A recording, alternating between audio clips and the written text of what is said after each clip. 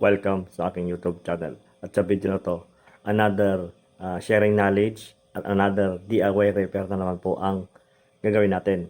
Itong electric pa na to, ginawa ko. Bali ang naging problema to kanina is yung stuck up na shafting. Yun yung problema ng electric pa na to. Tapos tinesting ko siya, okay naman na siya. Pero nung linagay ko na yung pinaka-kaha niya, yung pinaka-helice lahat, na i-assemble ko na, meron pa isang problema na nakita ko. Kaya kung bago ka pa lang sa aking YouTube channel, huwag mo kalimutan mag-subscribe, mag-like, mag-share, at mag-comment down below para may feedback ako sa mga ginagawa kong video. Kaya umpisa na natin to pagkatapos ng intro.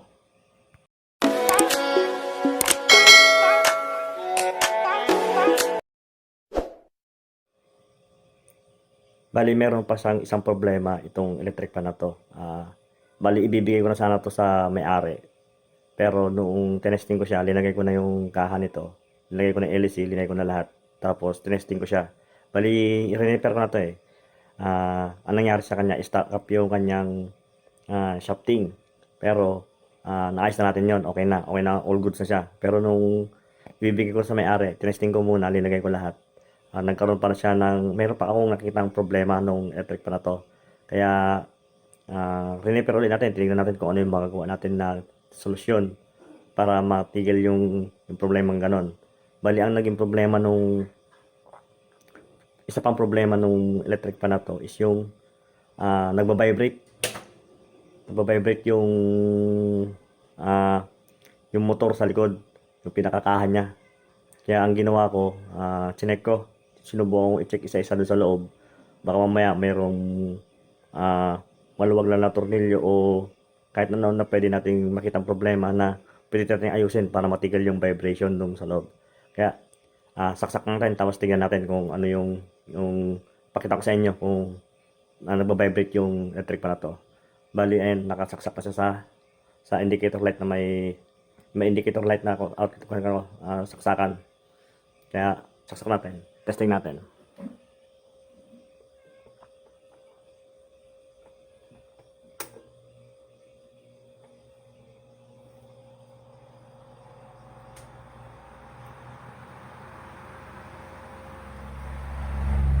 Yan o, nag-vibrate siya.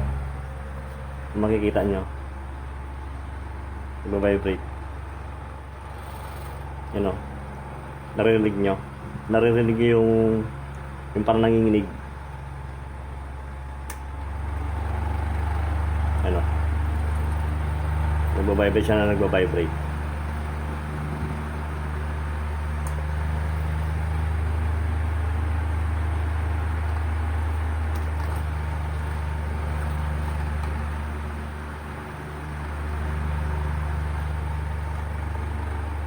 Kaso, nagbabibrate siya. Nanginginig yung kamay ko. Kung naririnig niyo yung vibration, medyo malakas. Kaya patayin natin. Kaya chinek ko ito isa-isa. Pero isa sa nakita kong problema, ang huli kong chinek is yung kanyang LEC. Yan. Bali, ang gagawin ko, subukan natin palitan yung LEC para makita natin kung magbabibrate pa ba yung likuran ng motor. Kaya meron akong spare dito ng LEC. Ito siya. Spare ng LEC. Subukan natin palitan yung kanyang LEC. Para makita natin kung magbabibrate pa yung loob.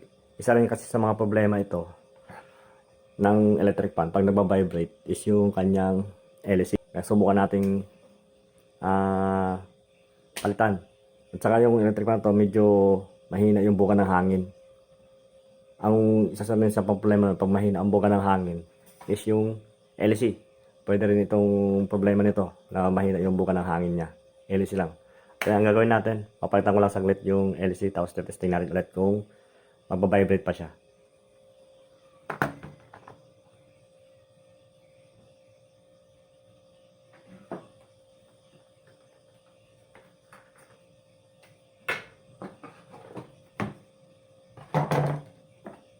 Bali, ito yung papalit natin.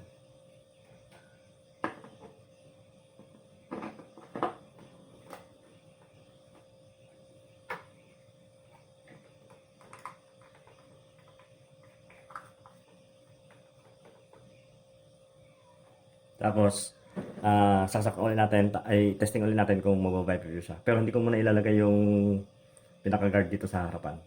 Yung pinaka-grills niya. Para makita natin na hindi na siya maingay. No? Tapos kung malakas na yung hangin niya. Bali, testing lang natin.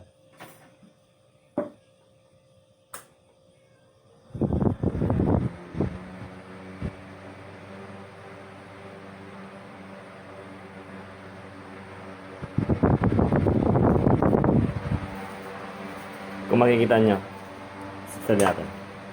Kung makikita nyo, hindi na nagbo-vibrate yung likuran. Steady siya. Tapos, sobrang lakas ng hangin. Ayan. Halos lakas, sobrang lakas ng hangin.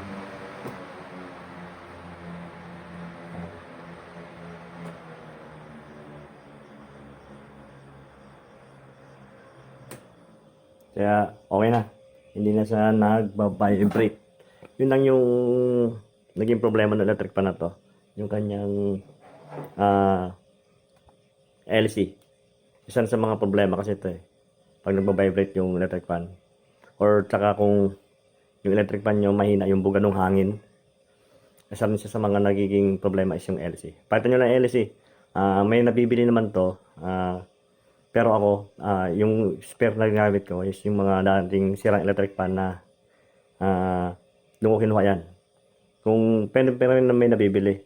Pero kung gusto niyo makamura, punta kayo sa mga junk shop. Doon may mga lumang electric fan doon or mga nagbebenta sila ng electric fan na parts. Second hand nga lang. Pwede nyo rin siyang bilhin tapos yun ay ipalit nyo. Tapos pili na kayo ng magandang LC. Yung itong klase ng LC. Yeah. Pwede yung palitan magyan. Basta importante yung likuran, yung ito. Ito niya. Parehas lang doon sa lagayan. Kaya yun lang yung naging problema, yung LC lang. Kaya hanggang dito na lang ang aking video. Sana yung nagustuhan nyo. At kung nagustuhan mo, huwag mong kalimutan na mag-subscribe, mag-like, mag-share, at mag-comment down below para may feedback ako sa mga ginagawa kong video. Kaya hanggang sa muli, this is Koy Narok Officials. See you sa next video.